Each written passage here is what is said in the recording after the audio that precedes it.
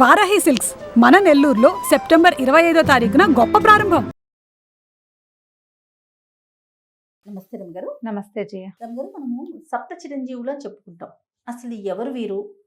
వీరి యొక్క విశిష్టత ఏంటి?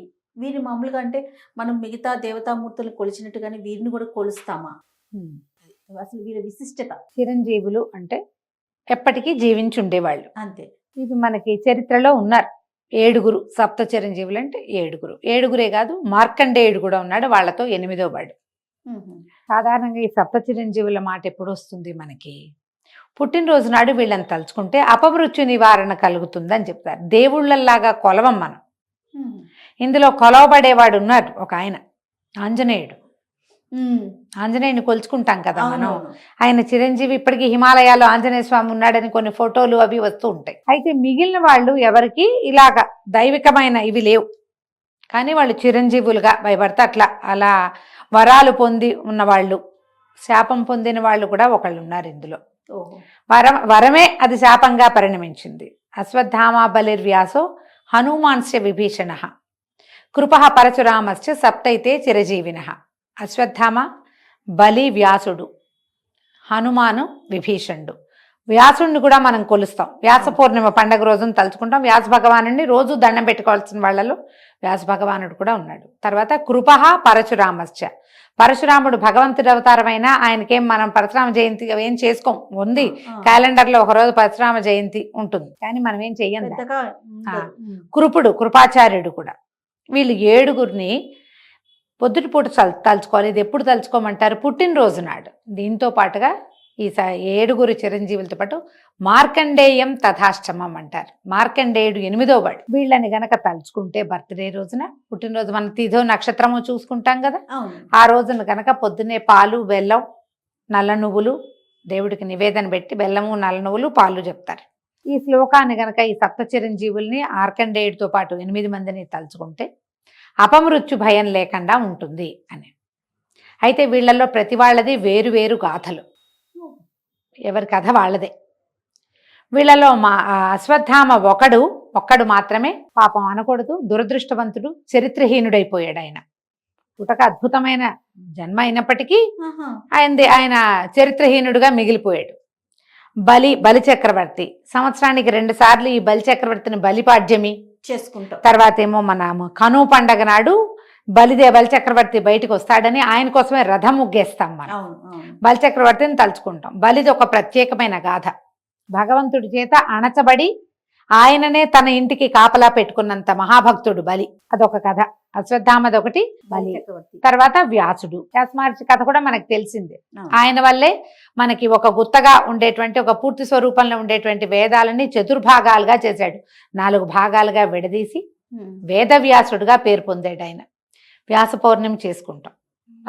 అశ్వత్థామ బలి వ్యాసో హనుమాన్స్య విభీషణ. హనుమాన్, ఆంజనేయ స్వామి కథలు ఏముంది, నిత్యము ఆంజనేయ స్వామిని తలుచుకుంటాం మనం, ఆంజనేయుడు. తర్వాత హనుమాన్స్య విభీషణుడు. ఈ విభీషణుడు ఎవరు? రావణాసురుడి యొక్క తమ్ముడు. రాముల వారికి సహాయం చేసిన వాడు. ఆయన ఇప్పటికీ జీవించి ఉన్నాడని, ప్రతిరోజు శ్రీరంగం వస్తాడని చెప్తారు. శ్రీ రంగనాథుణ్ణి దర్శించుకుంటాడని, ఇప్పటికీ విభీషణుడు ప్రతిరోజు వస్తాడని, లంకలో ఉన్నారని ఒక కథ. ఆయన జీవించే ఉన్నాడు. తర్వాత కృపః పరశురామశ్చ. కృపాచార్యుడు. ఈ కృపాచార్యుడు ఎవరు? మనం మొట్టమొదటి పేరు చెప్పుకున్న అశ్వత్థామకి స్వయాన మేనమామ. ఆయన కూడా చిరంజీవి. పరశురామశ్చ, ఆఖరివాడు పరశురాముడు. ఎవరు ఈయన? పెద్ద మనిషి. భగవంతుని యొక్క రకరకాల అవతారాలలో విష్ణువంశతోటి జన్మించిన వాడు పరశురాముడు. రామావతారంలో మనకి ఈయన కనిపిస్తాడు. మళ్ళీ కృష్ణావతార గాథల్లో కూడా భీష్ముడికి గురువుగా ఉన్నాడని, అదని మనం కర్ణుడికి గురువు అయ్యాడు పరశురాముడు. ఆయన తర్వాత యుగంలో కూడా కనపడతాడు. ఇప్పటికీ కూడా ఆయన జీవించే ఉన్నాడు. విష్ణువంశ సంభూతుడు పరశురాముడు. పరశురామశ్చ. వీళ్ళు 7 చిరంజీవులు.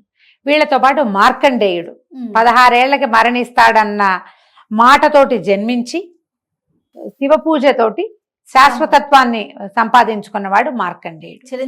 చిరంజీవిగా ఎప్పటికీ జీవించుంటాడు. మార్కండేయ ఆయుష్ అంటారు ఆయన. ఎప్పటికీ ఆయుష్ తీరదు. వీళ్ళని తలుచుకోవాలి. సో ఈ సప్త చిరంజీవులు అంటే 8వ ఆయన మార్కండేయతో కలుపుకుంటే 8 మంది అవుతా ఉన్నారు కదా రమ్మగారు. ఎవరి గొప్పతనం వాళ్ళదేనండి. అంతే, ఎవరి గొప్పతనం వాళ్ళది, ఎవరి పుటక వాళ్ళది, ఎవరి జన్మ రహస్యం వాళ్ళది. వరాలతో పుట్టినవాడు, వరంతో పుట్టినవాడు అశ్వత్థామ. బలి చక్రవర్తి ప్రహ్లాదుని యొక్క మనవడు. బలి చక్రవర్తి. అక్కడి నుంచి విభీషణుడు చూడు, విభీషణుడిది ఇంకొక ప్రత్యేకమైన గాథ. ఆయన ఇద్దరు అన్నదమ్ములు ఇద్దరు రావణ కుంభకర్ణులు. వీళ్ళెవరు జయ విజయులుగా ఉండి సనక సనందనలతోటి శాపం పొందినటువంటి జయ విజయులు వైకుంఠంలో జయ విజయులు శాపం పొంది రావణ కుంభకర్ణులుగా జన్మించారు. ఆ రావణ కుంభకర్ణులుగా జన్మించిన వాళ్ళ తాలూకు సోదరుడుగా జన్మించాడు విభీషణుడు. వాళ్ళిద్దరూ శాపగ్రస్తులు. వాళ్ళిద్దరు వెళ్ళిపోయారు. వెళ్ళి మళ్ళీ పుట్టడానికి వెళ్ళారు. మళ్ళీ పుట్టారు కదా, ముందు హిరణ్యాక్ష హిరణ్యకశిపులుగా పుట్టారు మొదట. అక్కడి నుంచి రావణ కుంభకర్ణులుగా పుట్టారు. ఈ రామావతారం పరిసమాప్తి అయ్యేసరికి వీడిపోయి మళ్ళీ కృష్ణావతారంలో శిశుపాల దంతవక్తులుగా మళ్ళీ జన్మించారు. కానీ విభీషణుడు జీవించే ఉన్నాడు ఇప్పటికే. వాళ్ళతో పాటు పుట్టినవాడు. మళ్ళీ వీళ్ళతో పాటు పుట్టింది ఎవరు? శూర్పణఖ.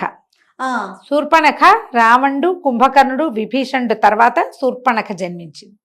రాక్షసులతోటి జన్మించిన వాడొకడు, ఒక్క ఆయన చూడండి, భగవంతుని అనుచరుడుగా ఉండి, రామావతారంలో రాముల వారికి అనుచరుడుగా ఉండి, ఆయన పట్టాభిషేకం చూసి ఆయన తాము పూజించేటువంటి రంగనాథ స్వామి విగ్రహాన్ని విభీషణుడికి ఇచ్చారట. రాముల వారు ఆ విగ్రహాన్ని తీసుకుని వెళ్తూ ఆయనే శ్రీరంగంలో వదిలిపెట్టేశాడని చెప్తారు. అక్కడ ఉన్న స్వామి రాముల వారు వాళ్ళు పూజించిన స్వామిగా చెప్పబడుతుంది. అదొక గాథ, ప్రత్యేకమైన కథ. అతను ఇప్పటికీ జీవించే ఉన్నాడు. విభీషణుడి కథ చూడు, డిఫరెంట్ గా కనపడుతుంది. విభీషణుడి కథ అంతా చెప్పుకుంటే అది ఇంకొక వేరే చరిత్ర అవుతుంది. అవునా? ఇప్పుడు పరశురాముడి కథ చూడు. ఆయన భగవంతుని అవతారంగా జన్మించాడు. అంశ పూర్ణాంశ కాదు, కానీ అది ఆయన జన్మించింది ఎప్పుడు? రామావతారానికి కొంత ముందు. ఓకే, బాగా ముందు కాదు, అదే యుగంలో, త్రేతాయుగంలోనే జన్మించి ఒక ఋషి సంతానంగా పుట్టాడు. ఆయన ఋషి సంతానంగా పుట్టి ఏం చేశాడు? పుట్టడమేమో బ్రాహ్మణ వంశంలో పుట్టి క్షత్రియులు చేసేటువంటి క్షాత్ర విద్యని అవలంబించాడు. బ్రాహ్మణులు ఏం చేయాలి? యజ్ఞం యాగం చేయాలి, పౌరోహిత్యం. ఇప్పుడు పౌరోహిత్యం చేస్తున్నారు. పూర్వకాలం ఏం చేసేవాళ్ళు? యజ్ఞ యాగాదులు చేసుకునేవాళ్ళు. జమదగ్ని మహాముని ఆయన తపస్సు చేసుకునేవాడు, యజ్ఞ యాగాదులు చేసేవాళ్ళు. ఆయన కొడుకైన పరశురాముడు మాత్రం ఏం చేశాడు? ఆయుధం పట్టి 21 సార్లు భూమండలం అంతా తిరిగి క్షత్రియులని సంహరించాడు. ఎలాంటి విపరీత క్రియ. మళ్ళీ రామావతారం వచ్చేసరికి రాముడిని ప్రత్యక్షంగా కలిసి బాలకాండలో చివరి ఘట్టం ఇదే, పరశురామ పరాజయం. అదే భార్గవ పరాజయం చాలా ప్రత్యేకమైన ఘట్టం. ఒక పూర్తి సర్గ ఉంటుంది దాని మీద. ఎంత ప్రత్యేకమైందంటే జయ, ఏదైనా తీవ్రమైన సమస్యల్లో ఉన్నప్పుడు రామాయణంలోంచి పరశురామ పరాజయ ఘట్టాన్ని గనక చదువుకుంటే సమస్యలు తీరుతాయి. అంటే అంశావతారుడైన వాడు పూర్ణావతారుడితోటి కలిసినప్పుడు ఆయనకి మధ్యలో జరిగినటువంటి ఒక శక్తి తాలూకు ట్రాన్స్ఫర్మేషన్ అటు ఇటు ఆ ఘట్టం చదివి తీరాలి. అది చదువుకుంటే కనుక చాలా సమస్యలు తీరుతాయి తప్పకుండా. వీళ్ళందరూ కూడా ప్రత్యేకమైన వ్యక్తులు. ఎవరి కథ వాళ్ళది విశేషమైనదే. అందరిలోకి చిన్న కథ కృపాచార్యుడిదే. కానీ మొదటి నుంచి భారతంలో కనపడుతూనే ఉంటాడు ఆయన. అంటే ఇప్పుడు మనం అనుకున్న దాని ప్రకారం చూసుకుంటే చాలా వరకు చిరంజీవులుగా ఇంకా ఉన్నారనే అనుకోవాలి. చిరంజీవులు అంటే జీవించున్నట్టే వాళ్ళు ఉన్నారు కదా రమ్మగారు. 8 మందిని అనుకోవాలి. 8 మంది ఉన్నారు. కానీ ఎవరిది వారిది మీరు అన్నట్లుగా ఎవరి కథ వాళ్ళదే. ఒక్కొక్క కథ నిదానంగా చెప్పుకుందాం తప్పకుండా రమ్మగారు. నమస్తే. నమస్తే జయ.